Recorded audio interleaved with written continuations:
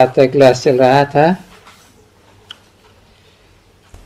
23 नवंबर 1966। बात चल रही थी शिव पर फूल चढ़ाने की। उसमें रचन ज्योतिक का भी फूल चढ़ाते हैं। बाप ने समझाया है कि मैं तुमको फूल बनाने यहाँ पार्ट बजाता हूँ। मैं जानता हूँ कि कौन फर्स्ट क्लास क्वालिटी का फल है, फूल है।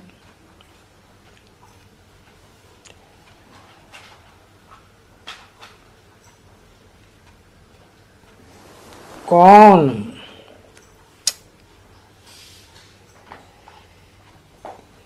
कितनी पावर के फूल हैं, कौन कहें। सबसे छी होता ही है अक का फूल।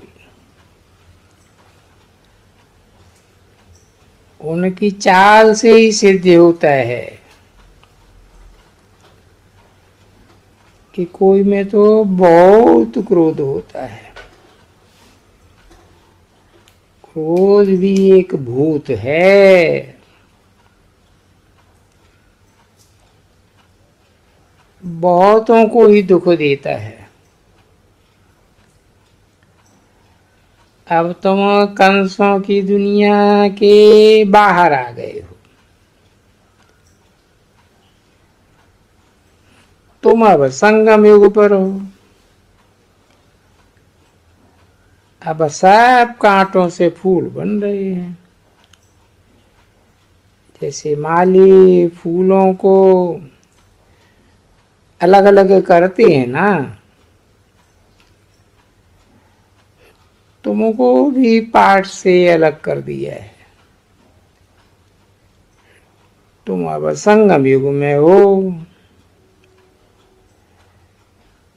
फिर भी माया कांटा लगाती रहती है। फिर भी हमारे एक बार बन तो गए ना।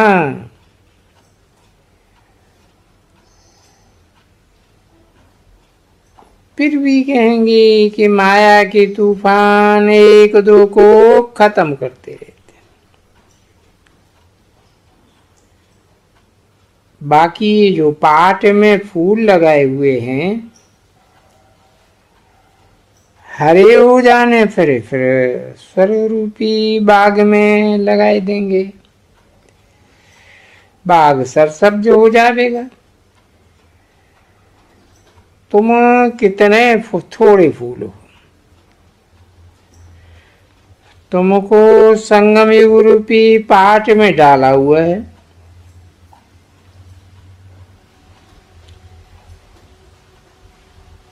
बीज में जो झाड़ बना उसका तूफान बहुत लगता है, तो मुरझाया जाता है। फिर भी उनमें ज्ञान का बीज तो एक बार पड़ गया ना। बाप बैठे बच्चों को समझाते हैं कि तुम प्रदर्शनी में शंकराचार्य का भी चित्र लगा सकते हो। बाकी भी सबका नेहरू आदि का लगाया है ना। तुम सिद्ध करके बता सकते हो कि श्री श्री 108 जगत गुरु ना तो आत्मा को जानते हैं, ना ही परमात्मा को जानते हैं। इसमें डरने की कोई बात नहीं है। बहुत ही निडर बनना है। डर के मारे प्रदर्शनी में बच्चे कोर्ट ऑफ आर्म्स का चित्र भी नहीं रखते। ये तो सारे गीता के अक्षर हैं ना। डरना क्यों चाहिए। कोई किताब या शास्त्र में ये भी है कि कृष्ण को जेल में डाला। अब शिव बाबा को तो कुछ कर नहीं सकते हैं। बिगड़ेंगे भी तो क्या करेंगे? तुम कहते हो कि शिव बाबा ब्रह्मा द्वारा हमको समझाते हैं।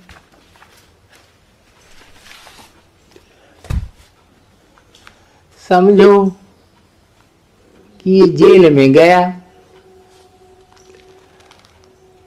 जो अनन्य बच्चे होंगे वो समझेंगे कि कोई नई बात नहीं है।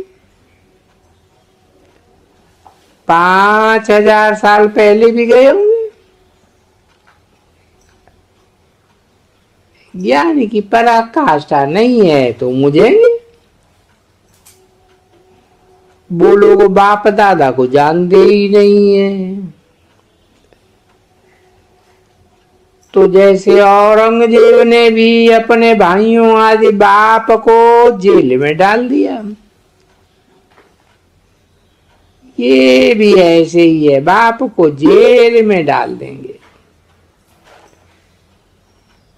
बाबा यही एक मिसाल देते हैं। इसलिए बाबा कहते हैं कि हर चित्र पर लिख दो कि 5000 साल पहले भी ऐसे ही ये प्रदर्शनी में देखी थी। ये तो जरूर ही लिखना है। ये लड़ाई हर 5000 साल बाद ऐसे ही हमेशा लगती है। पुरानी दुनिया को स्वर्ग बनाने के लिए लगती है। बाबा युक्तियां तो बहुत ही, समझानियां तो बहुत ही सुनाते रहते। बाप को याद करो और जरा को याद करो। मनुष्य तो पानी में ही डुबके मारते रहते, सो भी सागर में जावे ना।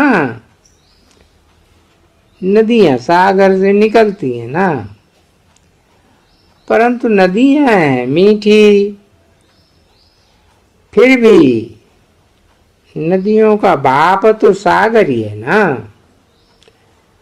वहां जाकर के स्नान करो,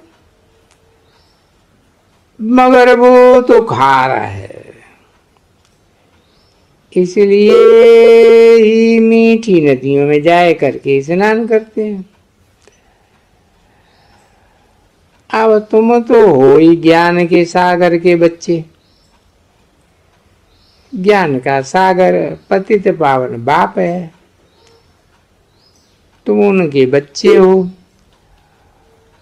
और जो जितनी जास्ती सर्विस करेंगे तो समझा जाएगा कि ये बहुत ही अच्छा फूल है। प्रदर्शनी में भी घड़ी घड़ी अच्छे अच्छे कोई बुलाते हैं, समझते हैं कि फलाने हमसे होशियार है, बुलाते हैं तो फिर रिगार्ड भी रखना चाहिए। बाबा बहुत ही समझाते हैं कि कभी क्रोध नहीं करो।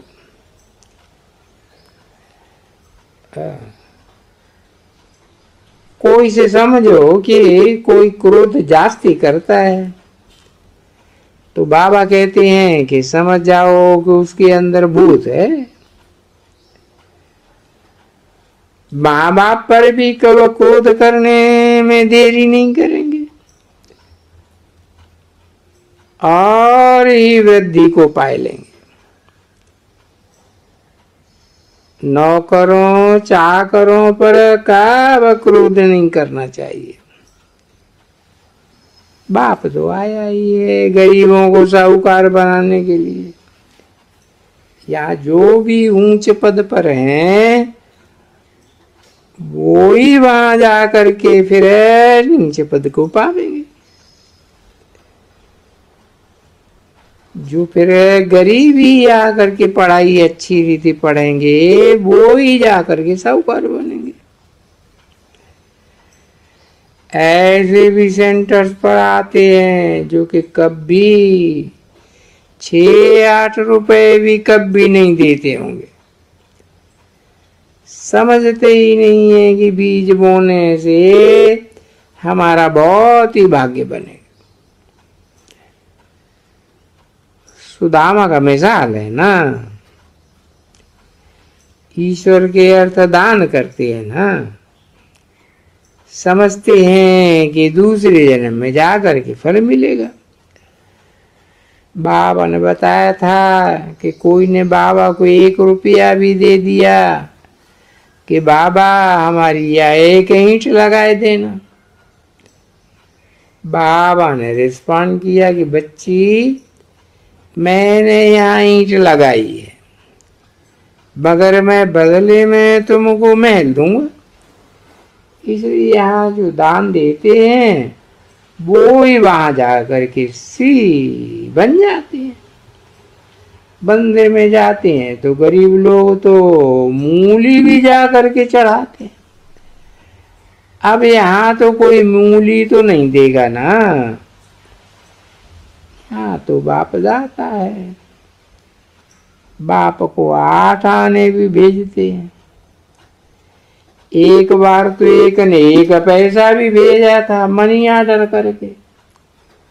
वंडर है ना, दुनिया में तो गरीब बहुत है। सतयुग में ऐसा नहीं होता। ओम शांति।